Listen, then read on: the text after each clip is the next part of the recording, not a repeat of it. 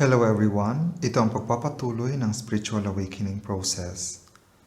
Sa mga baguhan o nag-uumpisa pa lang, inaanyayahan ko kayong panoorin ang mga naunang video na nagawa sa channel na ito. Ang pag-uusapan natin ngayon ay tungkol sa mga individual na may dalang mabibigat na enerhiya, kung ano ang mga senyales nito, at kung paano mo ito maiintindihan sa espiritual na perspektibo. Click the like at mag-iwan ka ng comment kung ikaw man ay may natutunan o nagkaroon ka ng kaliwanagan o panibagong perspektibo. Lalong-lalo na kung ikaw ay may mga katanungan na may kaugnayan sa video o sa topic na napag-uusapan. Napaka-importante na pansamantala mong maisantabi lahat ng iyong kaalamang pang-intelektual at espiritual na paniniwala sa buhay. Kasama na dito ang iyong relihiyon, ang mga iniisip mong tama o mali, kung ano ba dapat o hindi dapat, o kung ano pang kaugalian na tumutukoy sa pagkatao mo. Kasama na rin dito ang mga naunang espiritual na natutunan o narinig mo. Kahit ano pa man ang aking sasabihin, ay nasa sayo pa rin ang huling desisyon kung alin sa mga sinasabi ko ang naayon sa iyong buhay. Kunin mo lang ang bahagi na makakatulong sa iyo ngayon at isantabi mo muna ang hindi. Bawat individual ay nagkakaiba sa bigat na dalang enerhiya. Ang enerhiyang ito ay sasalamin sa tungkulin na gagampanan na magdadala ng mga karanasan sa nasabing individual. Ang iyong dalang enerhiya ang hahatak sa iyong magiging tadhana o kapalaran. Ngunit, hindi ito nakasulat sa bato, nang ibig sabihin ay pwede itong mabago kung magkakaroon ng individual ng pagkamulat o awakening. Hindi rin ito nangangahulugan na sa iyong pagkamulat ay maabswelto ang lahat ng iyong karma. Sa mundo ng human psychology ay matututunan mo ang magkakaibang tungkulin na pwedeng gampanan ng isang individual ayon sa naobserbahang pag-uugali.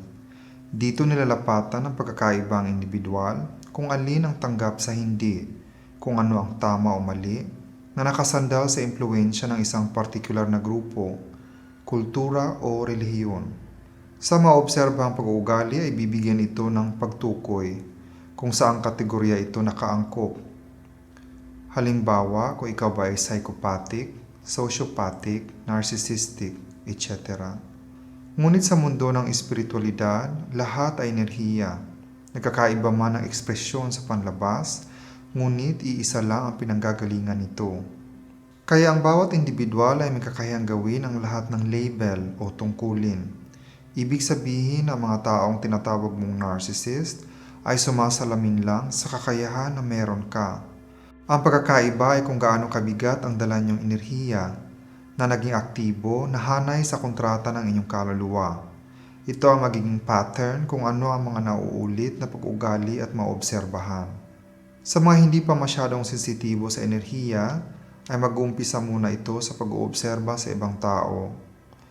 Sa mga unang pagkakataon ay mapapansin mo sa mga individual na may mabibigat na enerhiya na sila ay napaka-charming, malakas ang dating, galante, nakakaakit, nakakahanga, etc. Ngunit sa mga sensitibo sa enerhiya ay magbibigay agad ito ng hindi magandang pakiramdam na hindi nila matansya. Tipikal sa mga individual na may mababang enerhiya na nakangiti, ngunit mararamdaman mo na ito ay pakitang tao lang. Ito ay dahil sa Pilipinas, tinuturo sa murang edad na kinakailangan mong ngumiti kahit ayaw mo naman, para makita at isipin ng iba na mabuti kang tao. Tipikal sa mga individual na may mabibigat na enerhiya na sa bawat salita na kanilang bibigkasin ay iikot lang sa kanila ang kanilang sasabihin. Napakataas ng tingin sa sarili na sila ang palaging nakakahigit o nakakalamang base sa kanilang natapos, naabot o nakamit. Mapanghusga at napakabilis magalit, mapagmura, mapanakit. Na sila lang ang tama, na sila lang ang dapat masunod. Ito man ang kanilang dalang paniniwala sa kanilang kaalaman, relihiyon, kultura, etc. Hindi ka lang sumang-ayon sa sinabi nila, ay ikaw na ang pagbabalingan ng galit nila. Ibig sabihin na ayaw nilang hinihindian sila. Mabilis sumabog at mairita. Kung lumaki ka sa mga magulang o kapamilya na may mabibigat na enerhiya, ay hindi mo natutunan na magkaroon ng sariling boundary. Hindi mo alam kung ano ang sayo at ano ang kanila. Hindi mo nakikita kung hanggang saan ang responsibilidad mo. Mahirapan kang sabihin ng hindi at mapapa-oo ka lagi kahit ayaw mo. Sa panlabas ay magiging plastic ka nang hindi mo alam. Ngunit sa tuwing makikita mo ito sa iba, ay mapupuno ka ng panghusga. May ilang individual na kayang sabihin ang salitang hindi, ngunit pwede itong manggaling sa matinding takot, kung saan patuloy nilang iniiwasan ang lahat ng bagay na magdudulot ng tensyon na base sa kanilang pinagdaanang trauma. Kadalasan sa mga individual na may mabigat na enerhiya ay ayaw silang pinag-aantay. Ngunit palagi nila itong ginagawa sa iba. Gusto nila lahat makuha agad-agad. At sa bawat sandali na hindi mo ito ibinigay, ay katumbas dito ang kanilang galit na ibabato nila sa iyo. Maobserbahan mo ito kapag sila ay nagtatanong. Ito man ay sa call or text. Hindi mo lang ito sinagot agad, ay mag-aalboroto na sila at kung ano-ano na ang sasabihin nila sa iyo. Sa mga individual na may mabibigat na enerhiya, ay napupuno sila ng takot. Sa mga sensitibo sa enerhiya, sa tuwing makakaharap mo sila ay mararamdaman mo agad na hindi ka pwedeng maging ikaw. Dahil sa sandaling hinayaan mong makita nila ang totoo mong estado, ay ikaw ang pupuntiryahin nila. Mararanasan mo ang napakaraming pangutya, pambabatikos at panghusga.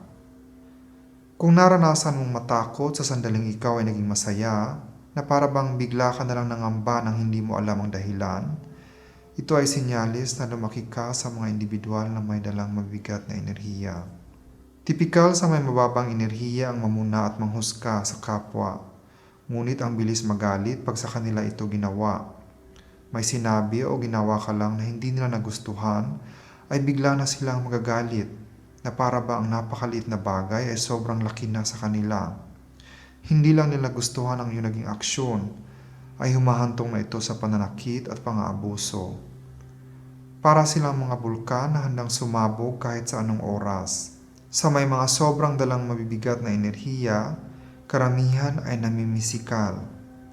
Sa bawat sandali na kailangan mong bantayan ang iyong mga salita o sinasabi kahit hindi mo naman intensyon na manakit sa taong kausap mo, ay indikasyon ito na siya ay may maraming dalang mabibigat na enerhiya. Sila man ay iyong mga magulang, kaibigan, kasintahan, karelasyon, etc. Maobserbahan mo rin sa mga individual na ito ang kanilang hilig sa pagkukumpara na humahantong sa panghihiya at panglalait. Pinagsasabong nila kahit ito man ay membro ng kanilang pamilya o ibang tao sa paggawa ng hindi magandang istorya. Pinapabango at inaangat nila ang kanilang sarili kahit ang katumbas nito ay ang pag-apak at pananakit sa iba. Kinakalkal nila ang mga nagdaang karanasan ng ibang tao kung saan ipinamumukha nila ang mga hindi magandang nangyari upang magdulot ito ng kahihiyan. Ngunit hindi nila nakikita ang kanilang sariling mga aksyon kung saan mas marami silang nasaktan. Napakahilig nila sa drama, palagi nilang bukang bibig kung paano sila sinaktan at tinraidor ng iba. Palagi silang marason kung saan ididiin nila sa iba ang responsibilidad o pagkakasala. Kung kausap mo naman sila ay pwede rin itong idirekta sa iyo kahit wala ka namang ginawa, na kailangan mong humingi ng tawad o magpakumbaba para gumaan ang kanilang pakiramdam. Palaging ikaw o ibang tao ang kanilang irarason kung bakit sila nakakaramdam ng hindi maganda. Dahil hindi nila kayang makita o maging responsable sa kanilang mga aksyon, karamihan sa kanila ay biglang nawawala o lumilitaw ng kusa, lalo na kung ito ay iyong mga naging kaibigan o karelasyon. Sa inyong pagkikita o pag-uusap ay binabago o pinapalitan nila ang mga nangyari sa nakaraan. Palaging ikaw o ibang tao ang kanilang tinuturo at pinagbibintangan na may mali. Ito ay nagreresulta sa pagkikwestiyon sa sariling realidad, na para bang hindi mo na alam kung alin ang totoo. Sa bawat sandali na makakausap mo ang mga taong may mababang enerhiya, ay humahantong ito sa punto na para bang palagi mong kailangang depensahan ang iyong sarili, na para bang nakasalalay ang buhay mo dito, na para bang ikaw ang ginigiit na kalaban. na parabang ikaw ang may kasalanan.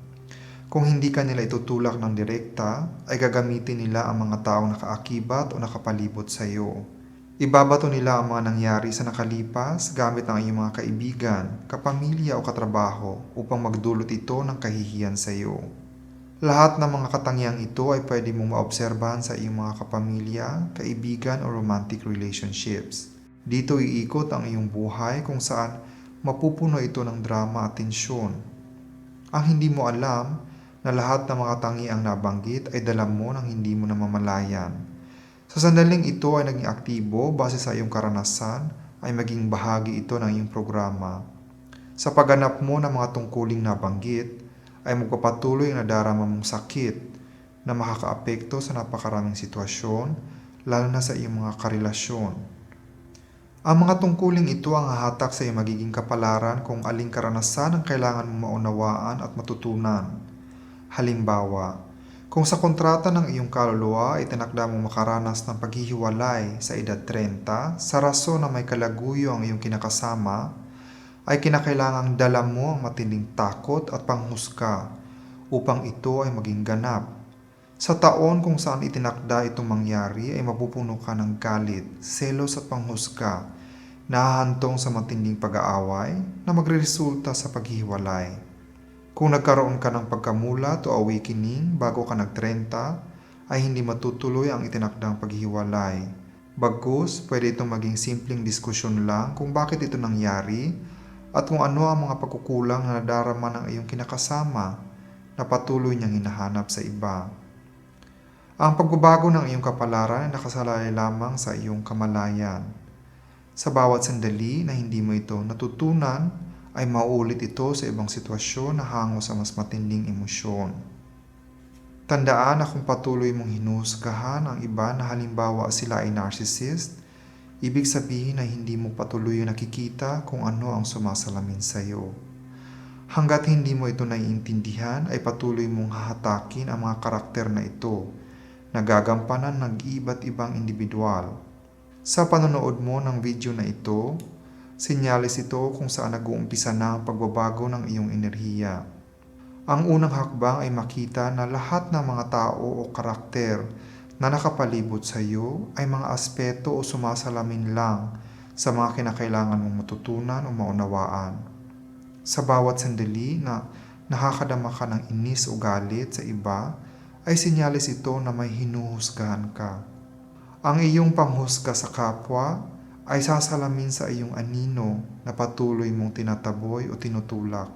Sa patuloy ng pagbabago ng iyong enerhiya, ay unti-unti mong mauunawaan na lahat ay gumaganap lang ng kanilang piniling tungkulin. Sa pakikitungo mo sa mga individual na may dalang mabibigat na enerhiya, ay kinakailangan mo lang idistansya ang iyong sarili. Iwasan o iklian mo ang pakikihalubilo sa kanila. Kung sa mga sitwasyon na kinakailangan mo silang harapin o kausapin, ay ipakita mo na wala kang gana. Damhin mo na hindi ka interesado sa lahat ng kanilang sinasabi. Tipikal sa may mabibigat na enerhiya ang mapagkunwari. Maging diretso ka sa punto at sabihin mo ang salitang hindi kung kinakailangan. Obserbahan mo ang iyong emosyon. Dahil sa bawat ipapakita mong reaksyon ay sinyalis ito na nalingat ka na lumabas ka na sa espasyo ng pagmamahal. Sa sandaling ikaw ay dumistansya, ihahatakin ka nila pabalik. Sasabihin nila sa iyo ang magagandang salita. Ibibigay nila sa iyo ang mga papuri na inaakala nilang gusto mong marinig. Kung ito ay sinagot o tinanggap mo, ay magpapatuloy ang inyong koneksyon. Kung ito ay hindi mo binigyan ng kahit na anong reaksyon, ay dito kanila umpisang higupin ng mas matinding drama. Marami silang ibabatong masasakit na salita, kagaya ng, kung mabait ka talagang tao ay gagawin mo ito. Kung mapagmahal ka talagang tao ay gagawin mo ito. Na ang sungit-sungit mo o matigas ang iyong ulo, na suwail ka o hindi ka mabuting tao, na wala kang utang na loob, na wala ka namang maipagmamalaki, etc. Dito mo maobserbahan na lahat ng kanilang binibitawang salita ay galing sa enerhiya ng takot. Lahat ng sasabihin nila ay refleksyon lang sa kanilang sarili na hindi nila nakikita. Sa pagsasabi nila ng kung ano-ano ay ang kanilang paraan para magbalik ang kanilang kontrol sa iyo. Sa bawat sandali na didepensahan mo ang iyong sarili sa pagsagot sa kanilang pananakot, ay umpisa na ito ng kanilang pagkukontrol sa iyo. Senyales ito na nalingat ka na naman ulit. Tandaan na lahat ng iyong reaksyon ay magreresulta sa kanilang pagbabalik kontrol sa iyo. Sa sandaling lahat ng ito ay iyong naintindihan at naunawaan, ay maibibigay mo ang kalayaan nilang piliin ang takot, na masaktan at maranasan kung anuman ang landas ang gusto nilang tahakin.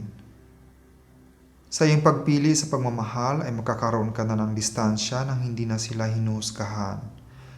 Hindi mo kailangang ilapit ang iyong sarili sa kanila. Kagaya ng tubig at langis, pilitin mo na itong haluin na hindi na ito magsasama.